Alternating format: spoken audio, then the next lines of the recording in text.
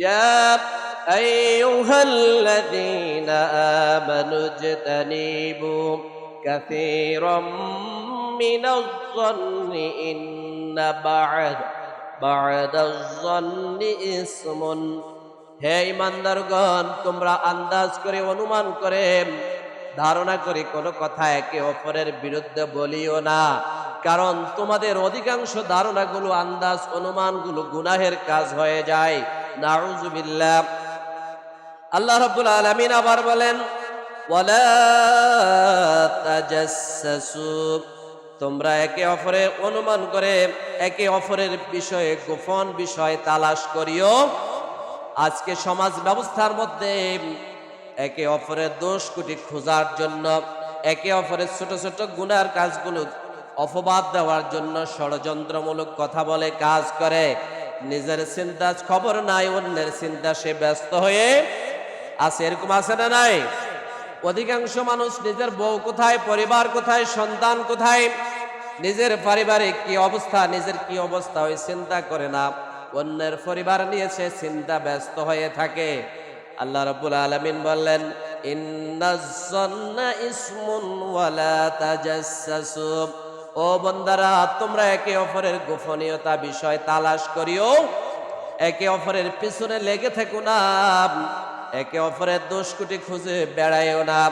আল্লাহ রাসূল বিশ্ব নবী মুহাম্মদুর রাসূলুল্লাহ সাল্লাল্লাহু আলাইহি ওয়াসাল্লাম বললেন, লা তাবাগাদু ওয়া লা তাহাসাদু ওয়া কুনু ইবাদাল্লাহি ইখওয়ানা। ও আল্লাহর বান্দারা, শোনো, তোমরা একে অপরের দোষ কুটি খুঁজে বেড়াইও না, একে অপরের ছিদ্র অন্বেষণ করিও না, দোষ কুটি তালাশ করে বেড়াইও না, একে অপরকে লাঞ্ছিত অপমানিত করো না। আল্লাহ তাআলার বান্দা, সকলেই ভাই ভাই হয়ে যাও। জোরে বলি সুবহানাল্লাহ। আমরা সকলেই এক নবীর উম্মত, এক আল্লাহর বান্দা, এক কোরআনের অনুসারী, এক জান্নাতের মালিক, এক জান্নাতে যাওয়ার জন্য কাজ করি। কিন্তু বাস্তবিক সামাজিক জীবনে আমরা বিভিন্নভাবে বিভক্ত হয়ে যাই, একে অপরের ষড়যন্ত্রের শিকার হয়ে একে অপরকে লাঞ্ছিত করি, অপমানিত করি। এমন এমন কিছু পরিবার রয়েছে, এমন এমন কিছু সমাজ রয়েছে, প্রতিদিন প্রতিনিয়ত গীবতের আমল না করলে তাদের শান্তি হয়।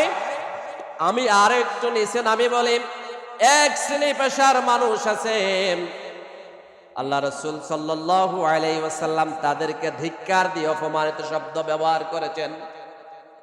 কিছু সময় সে আমার বন্ধু হয়ে আমার সাথে বসবে, খাবে, ঘুমাবে, আমার সাথী হয়ে থাকবে, আর কিছু সময় যখন অতিক্রম হয়ে যায়, আমার পিছুত হয়ে আমার শত্রু বাহিনীর সাথে তার সম্পর্ক ঠিক মতেই রাখে।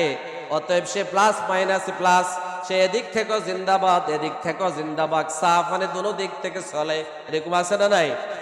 এই সমস্ত মানুষের কারণে সমাজে ঐক্যর মধ্যে, সামষ্টিকতার মধ্যে, ঐক্যবদ্ধ জীবন যাপনের মধ্যে ব্যাঘাত সৃষ্টি করে।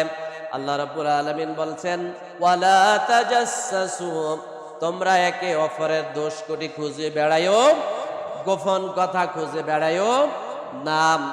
ওয়ালা ইয়াগতাব বা'দুকুম বা'দা, ও বান্দারা, তোমরা একে অপরের বিরুদ্ধে লেগে থেকো না, গীবতের আমল চর্চা করো না, গীবত করিও না, একে অপরকে লাঞ্ছিত অপমানিত করো না, একে অপরকে লজ্জিত করো না, হে প্রতিপন্ন করো না।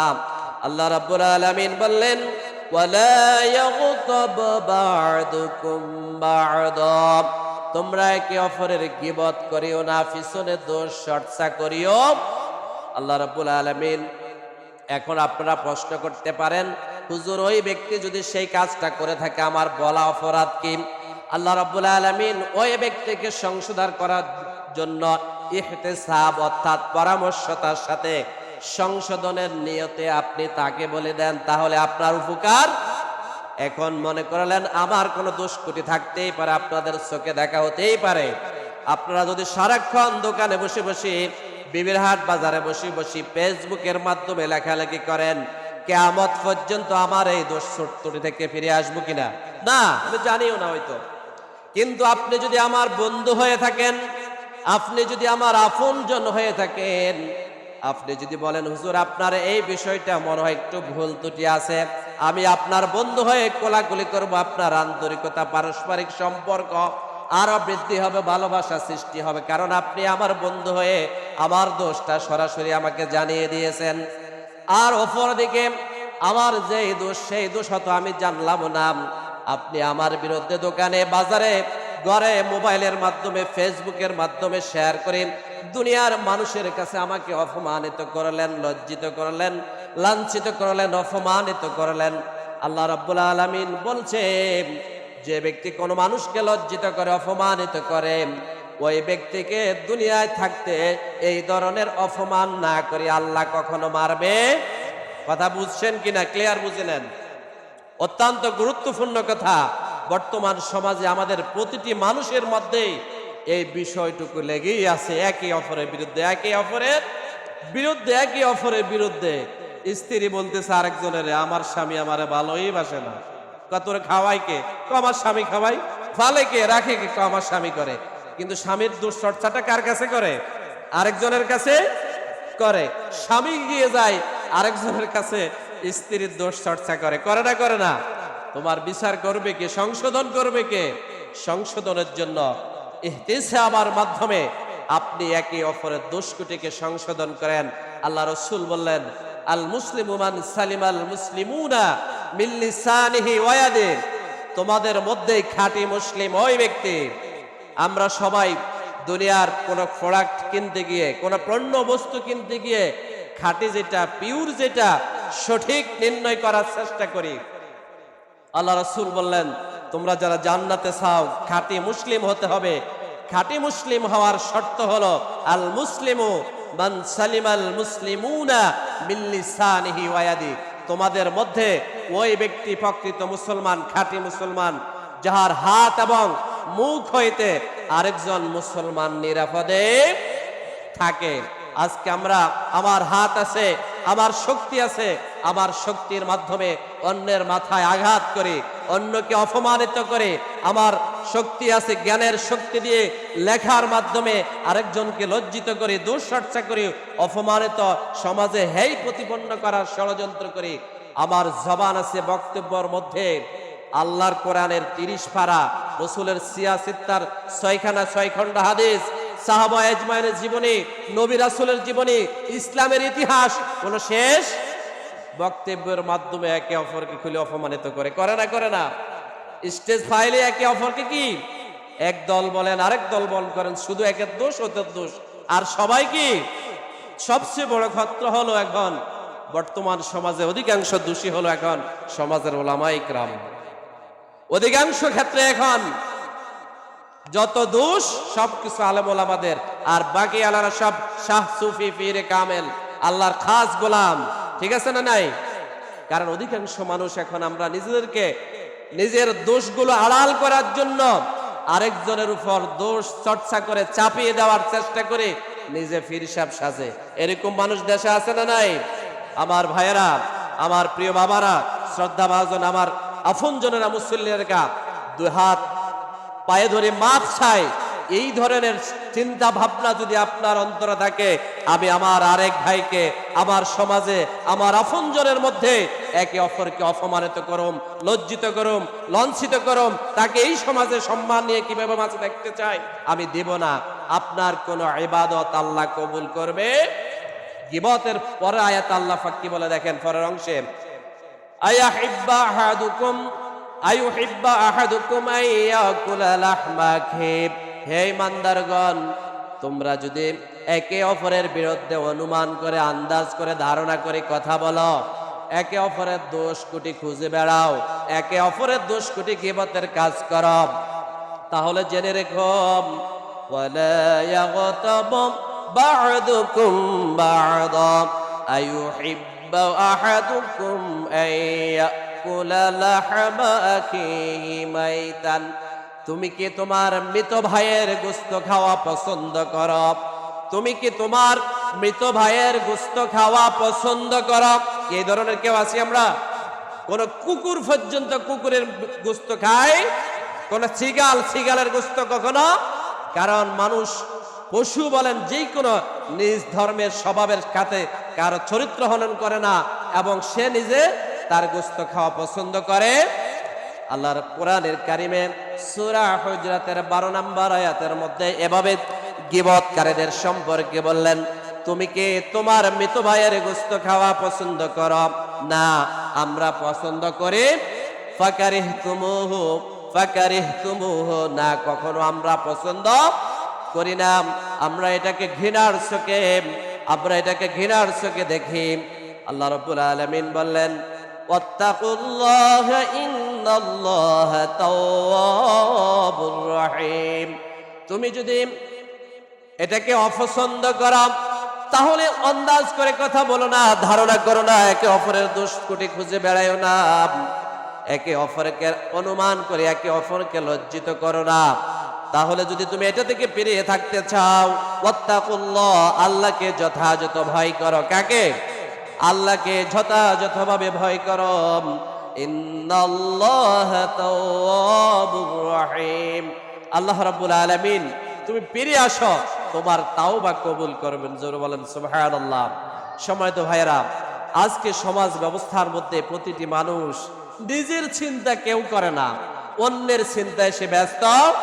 এই যে আমাদের অন্তরের মধ্যে হিংসা, অহংকার, একে অপরকে গীবত করে, লাজ্জিত করে, মুনাফিকি করে, আল্লাহ কি এগুলো জানে না? জানে না? আল্লাহ রাব্বুল আলামিন বর্তমান সমাজ ব্যবস্থার মধ্যে এই ধরনের কার্যক্রম হবে, আল্লাহ পাক 1400 বছর আগেই এটা থেকে হুঁশিয়ার করে মানুষকে জানিয়ে দিয়ে সূরা হুজুরাতের 12 নম্বর আয়াতের মধ্যে আবার বলছি আমি, আল্লাহ পাক বলে দিয়েছেন, ইয়া আইয়ুহাল্লাযীনা আমানু ইজতানিবু কাসীরাম মিনাজ যান্নি ইন্না বা'দাজ যান্নি ইসমুন ওয়া লা তাজাসসু ওয়া লা ইয়াগতাবু বা'দুকুম বা'দা আইয়ুহিব্বু আহাদুকুম আন ইয়াকুলা লাহমা আখিহি মাইতান ফাকারিহতুমুহু ওয়াত্তাকুল্লাহ ইন্নাল্লাহা তাওয়াবুর রহিম। হে ঈমানদারগণ, তুমি যদি ঈমানদার হও, প্রকৃত মুমিন হও, প্রকৃত মুসলমান হও, একে অপরের বিরুদ্ধে আন্দাজ করে, অনুমান করে, একে অপরের সম্পর্কে ধারণা করে কোনো কথা বলিও। কারণ অধিকাংশ ধারণাগুলো তোমাদের একে অপরের সম্পর্কে মিথ্যা হয়ে গুনার কাজ হয়ে যায়। কি হয়? কারণ আজকে অনেক পারস্পরিকভাবে একে অপরের ধারণার কারণে আমাদের পারিবারিক অশান্তি, সামাজিক অশান্তি, রাষ্ট্রীয় অশান্তি শুরু হয়ে যায়।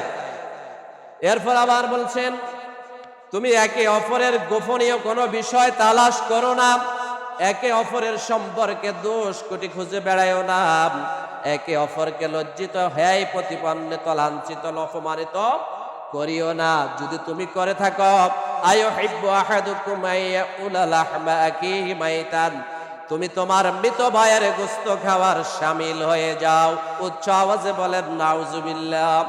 এটা কি আমরা কেউ পছন্দ করি? আপনারা শুনেছেন যারা গীবত করে মৃত ভাইয়ের গোশত খাওয়ার শামিল।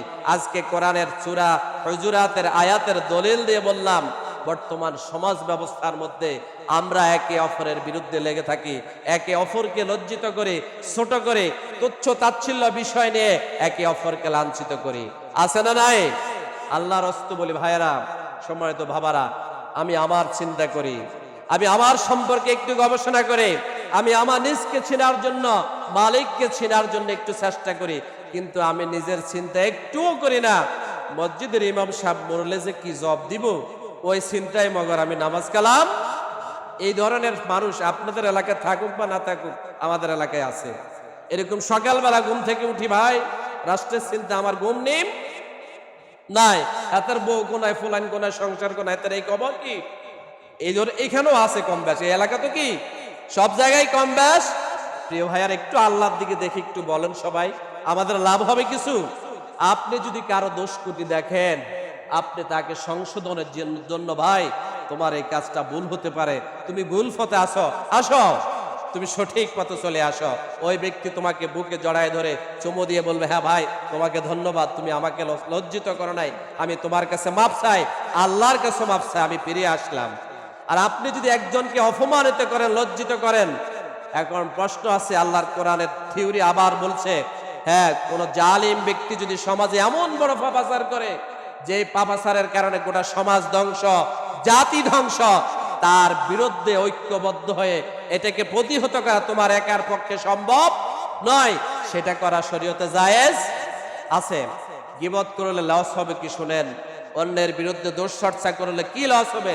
আল্লাহ পাক বললেন, যে ব্যক্তি একে অপরকে লজ্জিত করে, অপমানিত করে, লাঞ্ছিত করে, তার কোন ইবাদতের সওয়াব আল্লাহ পাক দিবেন না। উচ্চাওয়াজে বলেন নাউজুবিল্লাহ।